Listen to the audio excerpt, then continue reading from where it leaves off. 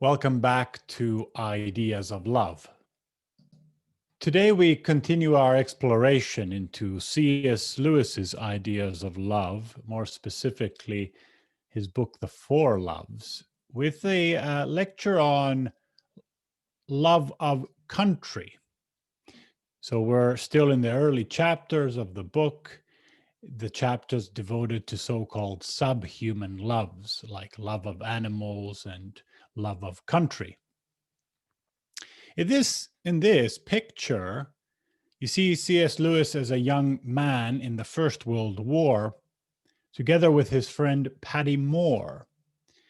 They made a pact that the person who survived, or if one of them did not, the survivor would take care of the other's parents. And that is what happened. Paddy Moore died, and C.S. Lewis ends up living with Paddy Moore's mother for a good 30 plus years. In this lecture, I'll be talking shortly about Lewis's experiences in the First World Wars.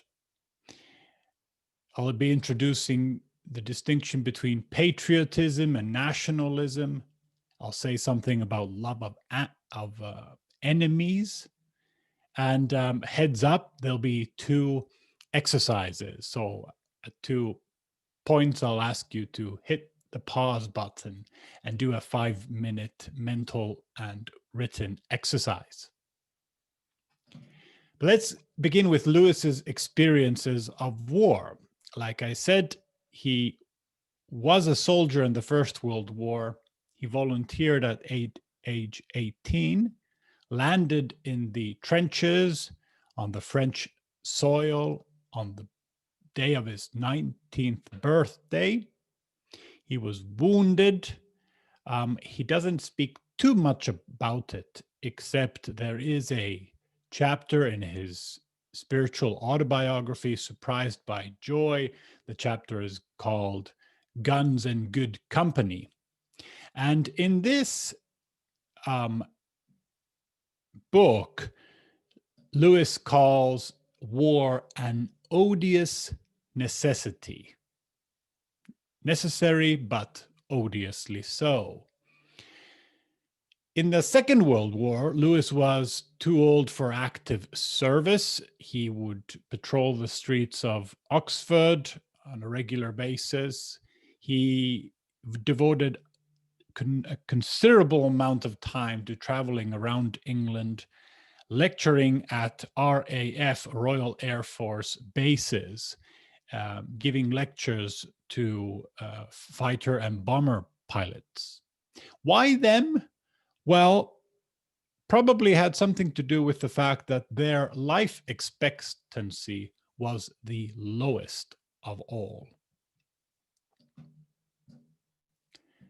Here you see these fighters, British fighter pilots, scrambling to their planes, whether they're Hurricanes or Spitfires.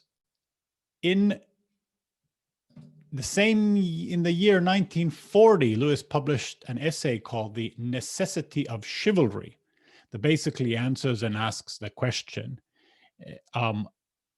how do we oppose tyrants? How do we oppose the tyrants that threaten us and the tyrant that we ourselves might turn into? And he says that what we need is we need to rehabilitate the old Christian idea of the good knight. And the good knight, in the ideal sense, combines both fierceness and meekness. So both strength and humility and mercy. Take one of the two away and you end up in trouble. You need fierceness and strength, or otherwise you will not be able to oppose the tyrants when all other options and political negotiations have been exhausted. You need humility and meekness as well, or otherwise you won't be able to protect everyone from the tyrant that you might become. So a good soldier should combine both fierceness and meekness, and a good citizen, by extension, probably would be Lewis's argument. That same year, in 1940, he published another essay called Why I Am Not a Pacifist, based on a talk that he gave to a pacifist society who had invited him to address that very topic. And Lewis explained in quite detail, but very respectfully, telling the people there that he does not accuse them of cowardice like so many people did. He thinks he is the greatest coward in the room. But here are the reasons why I think I could never be a pacifist myself, although war can be odious and violence can be terrible. In Lewis's book, The Oxford History of English Literature, there's a poignant sentence: "To banish the knight does not alleviate the suffering of the peasants." That kind of summarizes his position.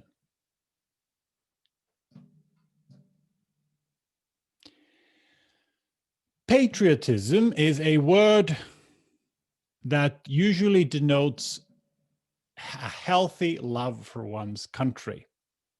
A healthy love for one's country. So it's a love word. And it's a virtue, like a spiritual muscle, if you will, which means it's trainable. It's not something that you're born with. It's something that you can kind of lose or cultivate. And like all virtues, in virtue theory, the understanding of life and ethics that Lewis would ascribe to virtue ethics, each virtue has two opposing vices. So the so-called vices of defect and the vices of excess. Take the virtue of courage, for example. If courage is the virtue, the vice of defect would be cowardice, not enough virtue. And then the vice of excess would be rashness, for example, or foolhardiness.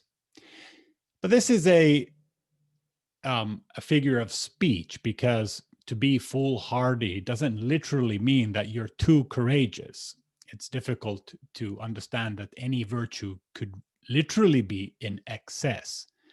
Rather, when we talk about excess, vices of excess, we kind of mean, we still mean a defective virtue. There's something wrong with it. And what's wrong with it is not literally that, you're too courageous, but that you lack other virtues that support it. So for example, somebody who's foolhardy or rash isn't literally too courageous. He's basically an idiot. He lacks something, possibly prudence or wisdom or love.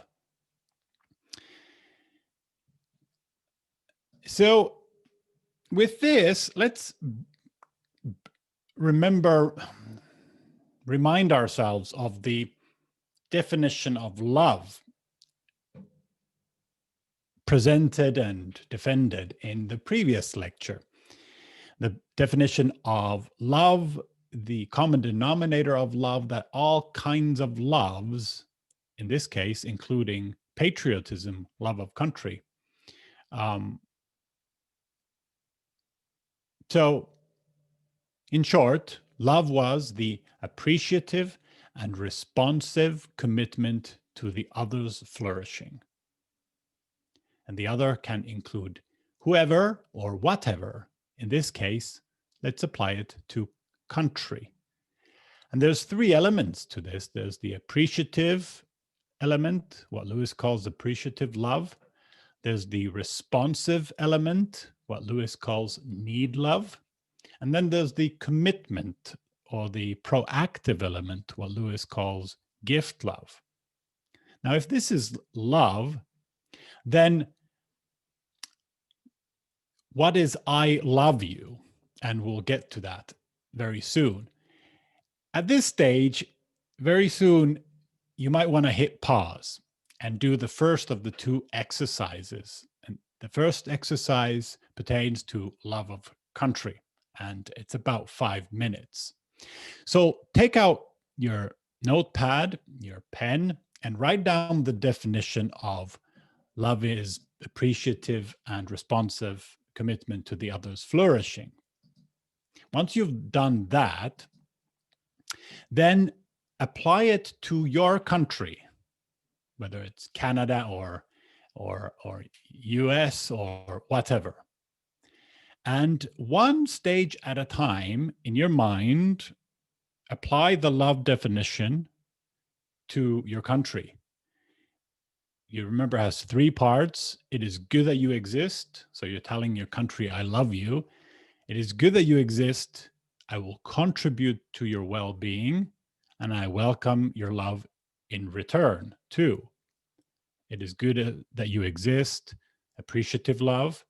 I contribute to your well-being, commitment, gift love, and I welcome your love in return, which is need love, responsiveness.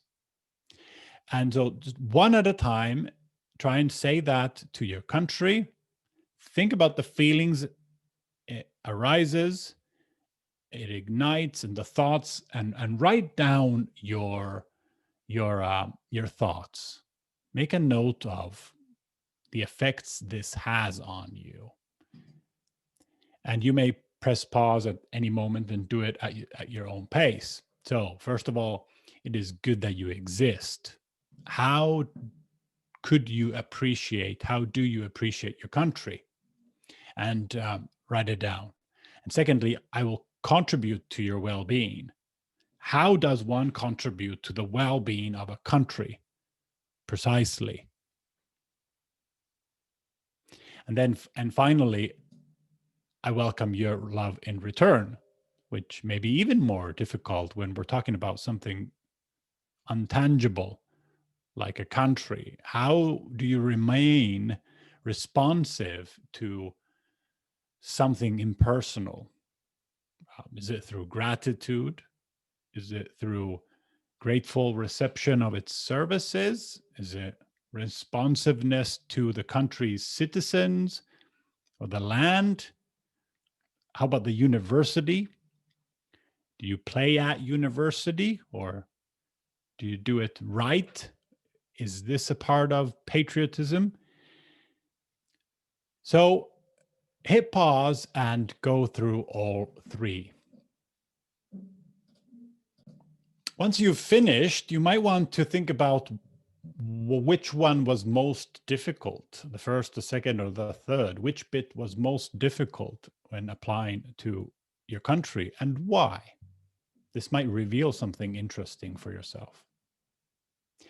Moving on immediately to the second exercise. So get ready for another 5-minute exercise. Turning to love of enemies. Surely a pretty kind of the most difficult, both theoretically and practically, test of applying any concept of love to. In our case, we're still we're still experimenting with the definition of love, as love is appreciative and responsive commitment to the beloved's flourishing or well-being. Now, for this exercise, I'd like you to think of an enemy. Not Hitler, not Stalin, not an American president, nothing like that. Somebody you know personally. An enemy is a strong word. Basically, what I mean is somebody you find difficult to like or to love, more precisely. And you can, and it can be a really tough one too, or it can be a colleague or a peer who is not like a monster, but still you'd consider a difficult person. But I recommend thinking of the most difficult person you can think of, and apply this to him or her just mentally. This is an experiment. So once you have written down the definition, it's in front of you. Again, one stage at a time. what happens when you try to apply I love you to that person, starting with it is good that you exist. And you very often, this is the way to identify enemies, is that enemies to whom it's difficult to say it's good that you exist. Again, pause each time and write down your thoughts and your feelings. And then move on to the second one. I will contribute to your well-being. Can you say that?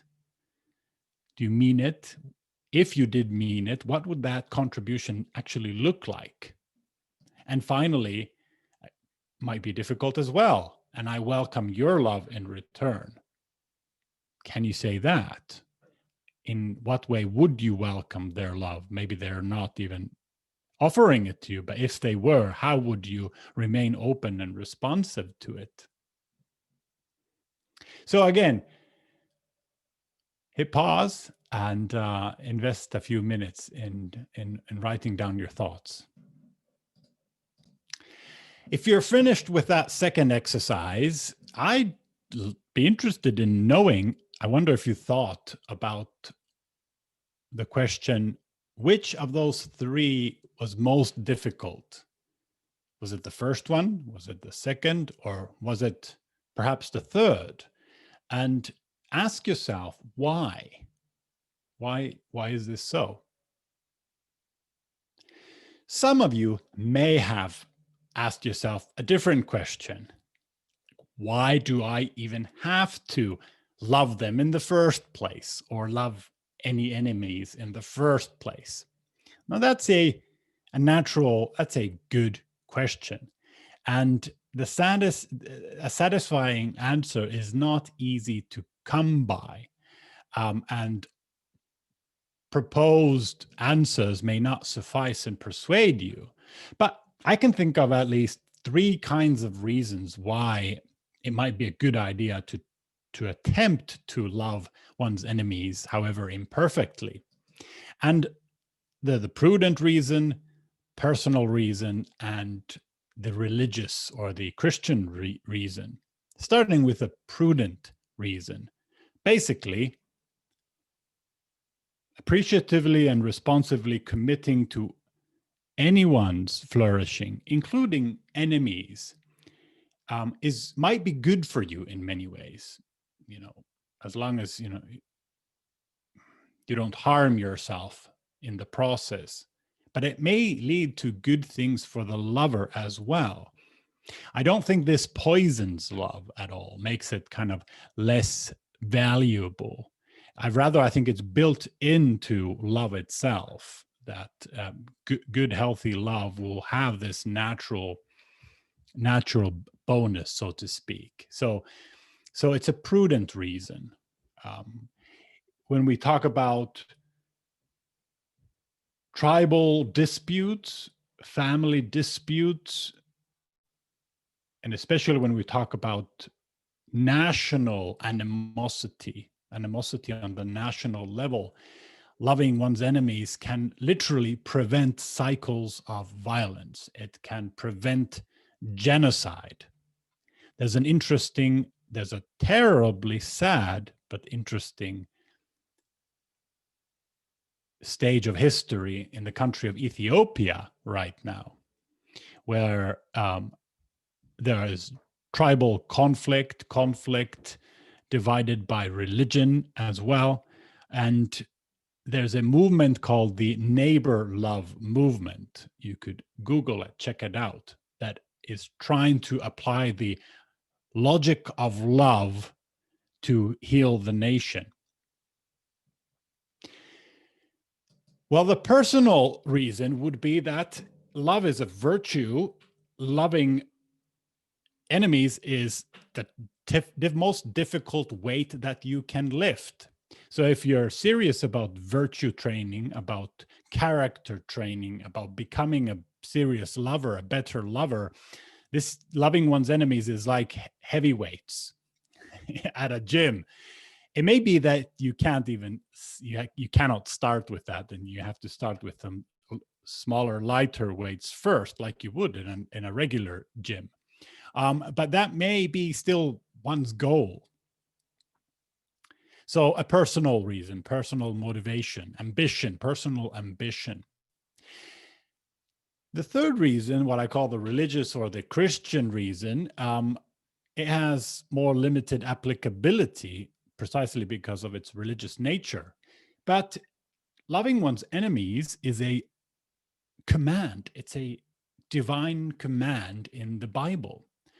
So for those who call themselves Christian, may find extra motivation from heeding this command. And it's kind of ironic that love should or would be commanded. Shouldn't you love freely? I suppose you could freely obey a commandment instead of grudgingly. There are many places in the scriptures that speak about it, but here's a famous one from the Gospel of Matthew, and the words are Jesus's. You have heard that it was said, love your neighbor and hate your enemy. But I tell you, love your enemies and pray for those who persecute you, that you may be children of your Father in heaven.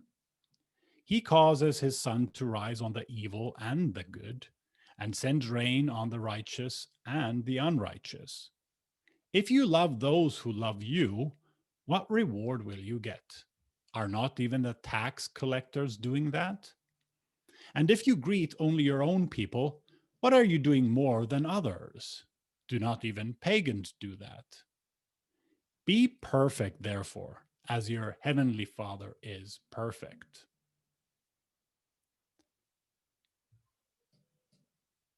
Prudential reason, personal reason, and religious reason. Maybe you can think of a third reason as well.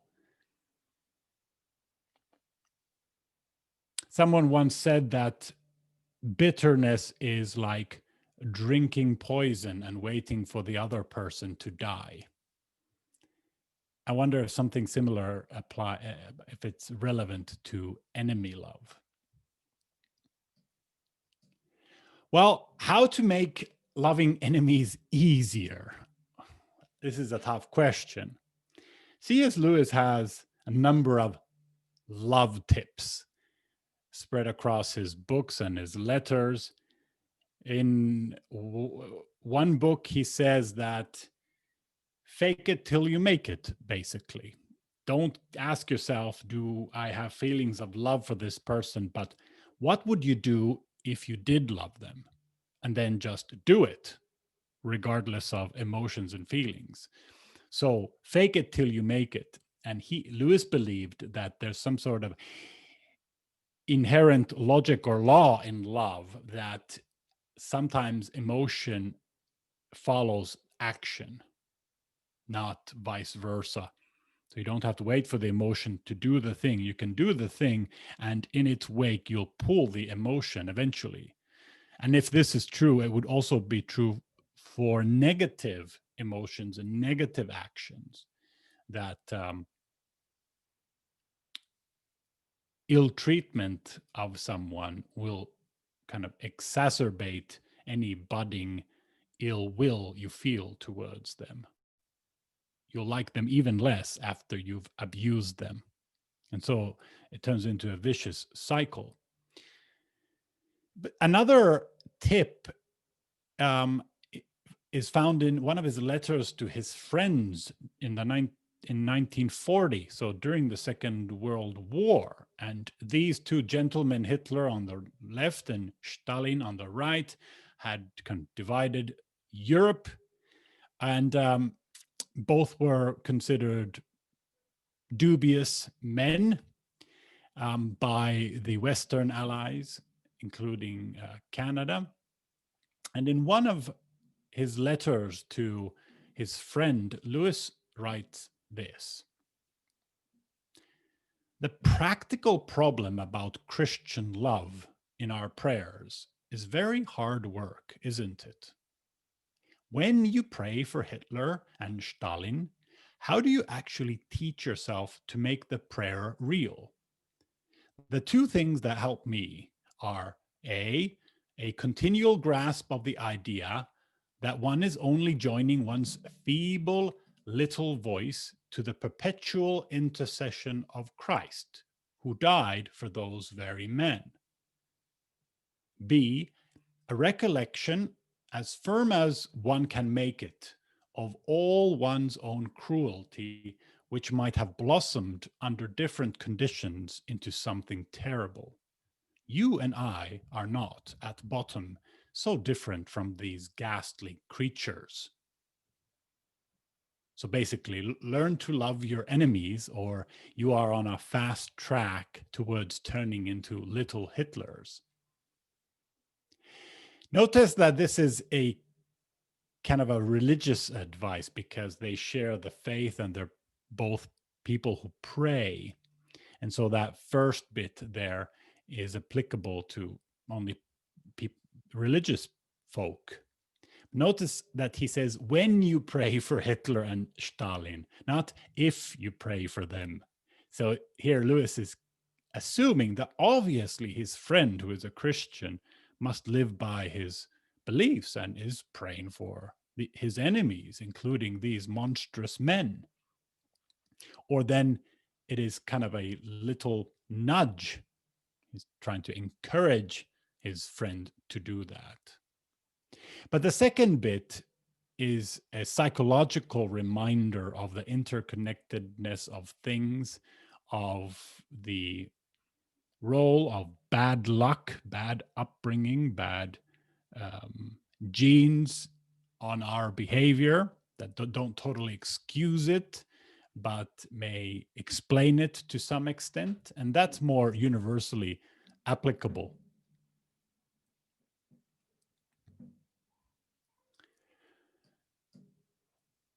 Did you spot the fallacy that I committed in this lecture?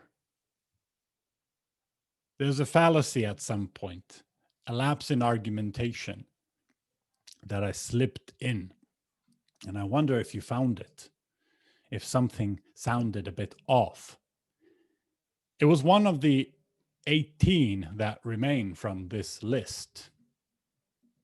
Which one?